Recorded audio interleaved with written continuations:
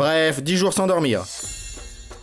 C'était... Mais ça vous intéresse vraiment de savoir quel jour c'était? J'étais sur le canapé en train de m'endormir tout en regardant la télé. J'ai remarqué que j'étais tout le temps endormi ces derniers temps. Quand je marchais dans la rue, quand j'invitais une fille, quand j'étais dans le métro, quand j'étais aux toilettes. Brrr. Quelque chose qui n'allait pas chez moi. Il me fallait une bonne nuit de sommeil pour pouvoir ensuite le contrôler. Et si je ne dormais pas du tout, par exemple 10 jours, non, c'est des conneries, mais c'est tout à fait mon style. J'ai donc décidé d'essayer. Je verrai bien en cours de route si c'est réalisable. Mais je voulais vraiment dormir. Je vais m'installer délicatement sous la couette, et puis merde. J'ai dormi pendant des jours, puis je me suis réveillé, j'ai bu de l'eau, et j'ai dormi à nouveau pendant quelques jours. J'ai dormi comme un mort. D'ailleurs, des policiers sont venus chez moi pour analyser la scène de crime. Une semaine plus tard, je ne pouvais plus dormir. Je me suis levé. Je me sentais tellement bien. Je n'ai jamais eu autant d'énergie de ma vie. Donc le premier jour, j'ai bu beaucoup de lait, beaucoup de café et beaucoup de boissons énergisantes pour atteindre mon pic énergétique. Mais après ça, la seule chose que je pouvais atteindre, c'était les toilettes. Mais cela m'avait beaucoup aidé. Je ne savais pas où dépenser mon énergie. J'ai fait de l'airboxing, j'ai perdu. J'ai fait des pompes sur le sol, sur le mur, sur le plafond. J'ai décidé de ne pas dépenser toute mon énergie d'un coup. Sans quoi je ne tiendrai jamais 10 jours. La nuit est tombée. J'ai continué à boire du café et à jouer à la console. J'étais très émotif. Quand je gagnais, je faisais la danse de la victoire. Quand je perdais, je faisais la danse de la défaite. Et quand je dansais, je faisais la danse de la danse. Je voulais juste bouger plus. J'ai acheté un jeu et j'ai appelé Cyril pour qu'on joue ensemble. Il m'a demandé si j'étais fou. Ah, parce qu'il était 4h du matin. Je lui ai parlé de mon défi de 10 jours sans sommeil. Il est arrivé. Il m'a redemandé si j'étais fou. 10 jours sans dormir, c'est impossible. 9 jours, pourquoi pas? Je m'en foutais. 5 minutes plus tard, on a joué à Twister. Cyril s'est rapidement fatigué et s'était endormi dans cette position. Quelle erreur humaine celui-là. Le lendemain, course, saut, nettoyage général de la maison en musique. J'étais plus éveillé que jamais. C'était comme ça depuis 3 jours. Puis j'ai ressenti comme une légère pointe de fatigue. Je devais faire une pause pour préserver mon énergie. J'ai donc bougé le moins possible. J'ai fait un pas, attendu une demi-heure, un autre pas, attendu 1 heure. Putain, qu'est-ce que c'est chiant. Avant d'entrer dans la chambre, j'ai réfléchi à la manière dont je pourrais m'y rendre sans faire un pas de trop. J'ai calculé grâce à une formule que si je marchais à grandes enjambées, j'y arriverais plus vite, ce qui me permettrait d'économiser de l'énergie. Il me suffisait juste de faire des pas de 5 mètres. Rien de très compliqué. Un premier pas pour aller dans la chambre, un deuxième pas pour aller dans les toilettes, et un troisième pour aller dans le métro. Comment est-ce possible? Vous êtes tous témoins que mes pas ne dépassaient pas 5 mètres. Cela faisait maintenant 5 jours. Je voulais tellement dormir. Pour ne pas m'endormir, j'ai décidé de cligner des yeux moins souvent. Mes yeux piquaient. Oh merde. Des larmes coulaient. Mes voisins sont venus me dire que je les inondais. Je me suis excusé. Mais les larmes continuaient à couler. Ils se sont écoulés dans la Seine. Et voici la Seine qui se jette dans la Manche. BFM faisait même un direct fin du monde à cause des inondations. J'ai cligné des yeux et j'ai failli m'endormir. 7 jours, plus ou moins. En vrai, ça faisait 2 jours que j'essayais de calculer depuis combien de temps je ne dormais pas. Parce que si je comptais plus vite, je m'endormais plus vite. Je me suis regardé dans le miroir. J'avais d'énormes poches sous les yeux. Je les ai enlevées. J'ai googlé le record du monde sans dormir. 11 jours.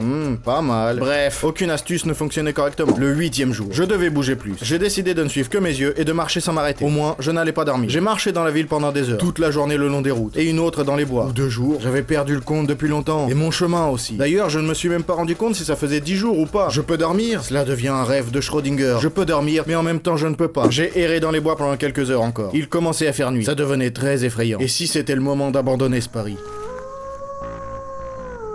Finalement, je vais continuer encore un peu. Bref, 10 jours sans dormir. Mes amis, si vous ne pouvez pas passer 3 jours sans dormir, veuillez aimer et vous abonner à la chaîne. Nous ne pourrions probablement pas en faire 2. D'ailleurs, regardez les vidéos précédentes sur notre chaîne. Elles sont très intéressantes et vous attendent. Merci d'avoir regardé et à bientôt.